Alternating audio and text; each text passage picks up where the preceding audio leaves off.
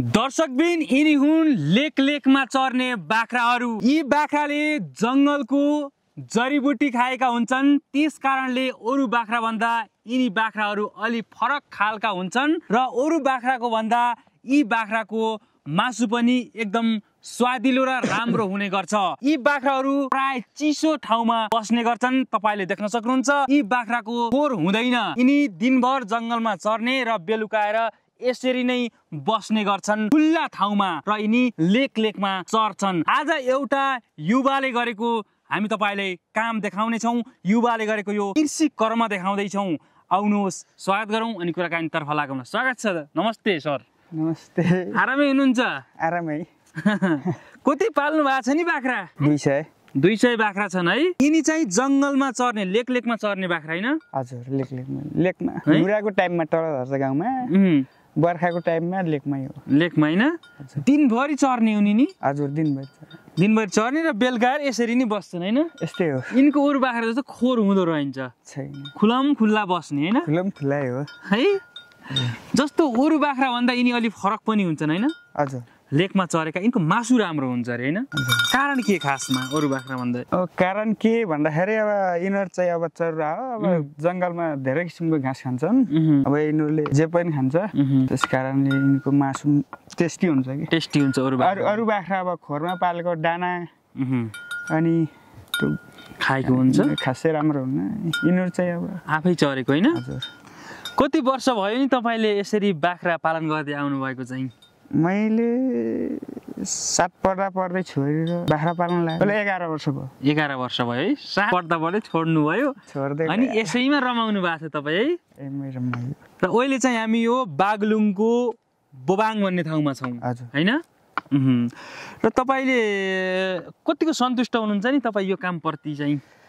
अब सन्तुष्टि त हुनै पर्यो नि। अब यस्तो अब मान्छेलाई सन्तुष्टि हुन पर्छ भन्दा हजुर के अरे सन्तुष्टि भयो हैन? हजुर। विदेश गएर पनि अब अरबौं पैसा कमाइन मनमा सन्तुष्टि अर्थ हुन्न कि है? जस्तो जब हामी बाँच्न सिक्नु पर्छ। तपाई जस्ता युवा साथीहरू विदेश गएर कमाउनु भएको छ, तपाईले चाहिँ आफ्नै देशमा कमाउनुहुन्छ हैन? हजुर। लाग्दैन कहिले काहीँ म पनि फ्याट्ट विदेश गइदिउँ कि क्या सबै साथीहरू उतै गए भन्ने कुरा? हुन्छ, कोही बेला हुन्छ हैन? एक कुराले सोच्दा त्यस्तो पनि लाग्छ, एक कुराले आफ्नै देशमा बसेको छ, काम गरेको छ भन्ने पनि हुन्छ होला हैन? हुन्छ हैन? आफ्नो काममा रमाउनु पर्छ जे भयो नि हैन? त्यही त, आफूमा सन्तुष्ट हुनु पर्यो के है सबभन्दा हैन? आफू सन्तुष्ट भएपछि जहाँ जे गरे पनि हैन मन खुसी नै हुन्छ। यसलाई गाह्रो भयो भने छोडिदिनुस्। कति खसी छन् नि यसमा?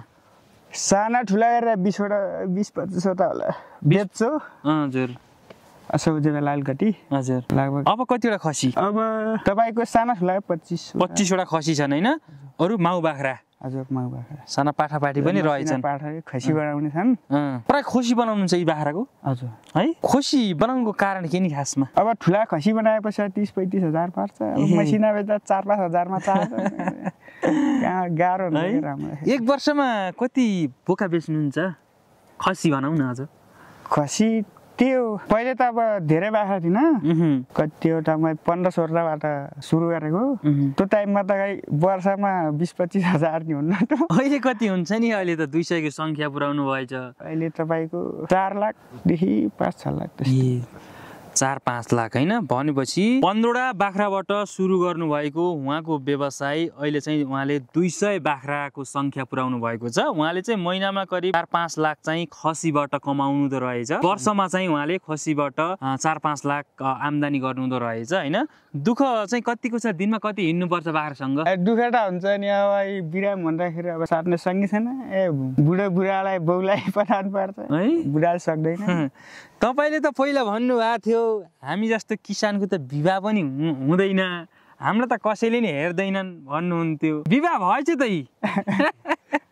भयो है? कहिले भयो नि विवाह हजुरको? पहिले जेठमा देख्न किसानलाई पनि आउने रहेछ। कोही नभने भगान हुन्छ भन्छ नि, त्यही भयो। जोडी राम्रो रहेछ तपाईको त। अब आफूले राम्रो भन्ने भएन। त्यही त, राम्रो विवाह गर्नुभएछ। पहिला तपाईँले भन्नुभएको थियो हामी यस्तो बाख्रा चराउनेलाई कसले विवाह गर्छ भन्नुभएको थियो। अब त्यति बेला टाइममा कोही केटी थिएन।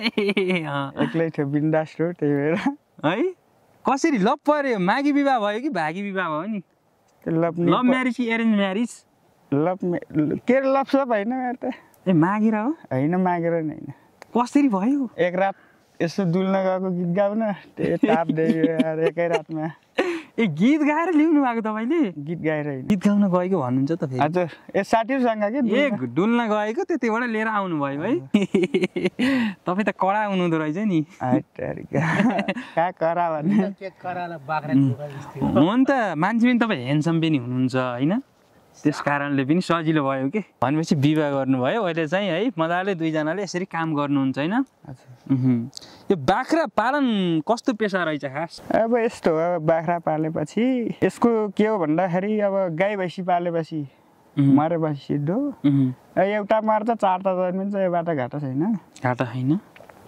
घर अरू पाल्ने भन्दा भेडा बाख्रा पाल्ने फाइदा छ भेडा बाख्रा पाले फाइदा छ है तपाईँ जस्तो युवाले होइन आफ्नै देशमा बसेर यसै बाख्रा पालन कृषि गरे छ नेपालमा सम्भावना छ नि यस्तो अब विदेश गएर तपाईँको 18 घन्टा ड्युटी गर्छौँ भन्छ है साथीहरूले भन्नुहुन्छ हो सुन्छौँ नि अनि उहाँ विदेश जति 18 घन्टा खट्नु नि यहाँ जे पनि हुन्छ त यहाँ आएर अब काम छैन बेरोजगारी भन्छ अब जाँड रक्सी खाने हल्लिएर काममा हुन्छ है गर्न पर्यो नि जाँड रक्सी खाने हल्लिने अनि त्यसमै रोजगार केही छैन भन्ने है आफूले सम्भावना नखोज्ने काम नगर्ने त्यसले पनि बिग्रेका त्यही हो साथीहरू गर्न चाहेपछि त अब नेपालमै छ होइन नेपालमै छ अब कति बजी लानुहुन्छ नि यिनलाई चाहिँ जङ्गलमा अब 10 बजे 11 बजे त्यस्तै हो 11 बजे लगेर कति बजी आउँछन् यिनी बेलुका 5 बजे 6 बजे त्यस्तै हो 5-6 बजीतिर चाहिँ आउँछन् होइन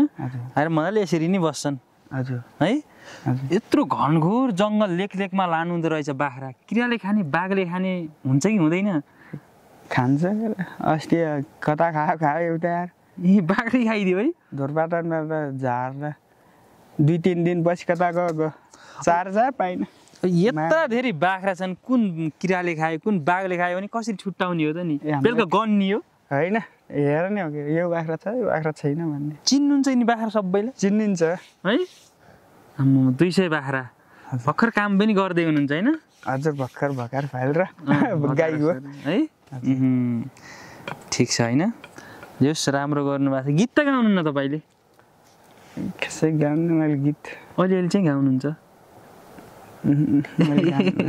गाउनुहुन्न होइन भनेपछि जिन्दगीमा सन्तुष्टि हुन के गर्नु पर्दो रहेछ तपाईँको विचार सन्तुष्टि हुनको लागि अब है अब सन्तुष्टि हुनको लागि सबभन्दा अब आफ्नो ऊ हुनु पर्यो कि मनमा शान्त तपाईँ सबै पैसाको लागि विदेश भाग्नु भएन कि सबै पैसाको लागि भएन सबै विदेश गएको छ अब यहाँ अब मान्छे मर्यो भने उठाएर फाल्ने मान्छे छैन मान्छे छैन गाउँमा है युवा छैन भनेपछि धेरै साथीहरू तपाईँका साथीहरू विदेश हुनुहुन्छ तपाईँले चाहिँ मसँगै बाख्राकोट लगाएर साथीहरू नि विदेश छ आफ्नै देशमा बसेर यसरी बाख्रा पालन गर्नुभएको छ विदेशका साथीहरूले के भन्नुहुन्छ तपाईँलाई आजभोलि के भन्नुहुन्छ आजभोलि ठिक छ त्यही ठिक छ त्यही राम्रो छ ठिक छ है माएर नि त्यही गर्ने हो भन्छन् त अब त्यो त गर्छन् गर्दैनन् त उनको ठाउँमा छ आफ्नो लागि आफूले गर्ने हो त्यही होइन त हुन्छ अब यो धेरै बाख्रा देखाइएको छ होइन कसैलाई यिनी होइन यहाँका लोकल बाख्रा चाहिन पनि सक्छ यिनको मासु पनि राम्रो हुन्छ कसैलाई चाहियो भने तपाईँको सम्पर्क नम्बर कति हो नि 97 66 हजुर 61 61 59 91 मा सम्पर्क गरेर तपाईँ आउन सक्नुहुन्छ यो चाहिँ बागलुङको बोबाङ हो होइन हजुर बोबाङ हो यहाँ आएर तपाईँले छानी हेरी बुझेर लान सक्नुहुन्छ लेकमा चरेका बाख्रा जडीबुटी खाएका बाख्रा जुन चिसो ठाउँमा बस्ने बाख्राहरू जसको मासुको टेस्ट एकदमै निकै राम्रो हुन्छ होइन त हुन्छ फेरि आएर बसौँला गफ गरौँला अहिलेलाई जान्छौँ है त ल हस् नमस्ते 84 मिडिया हर पल तपाईको साथ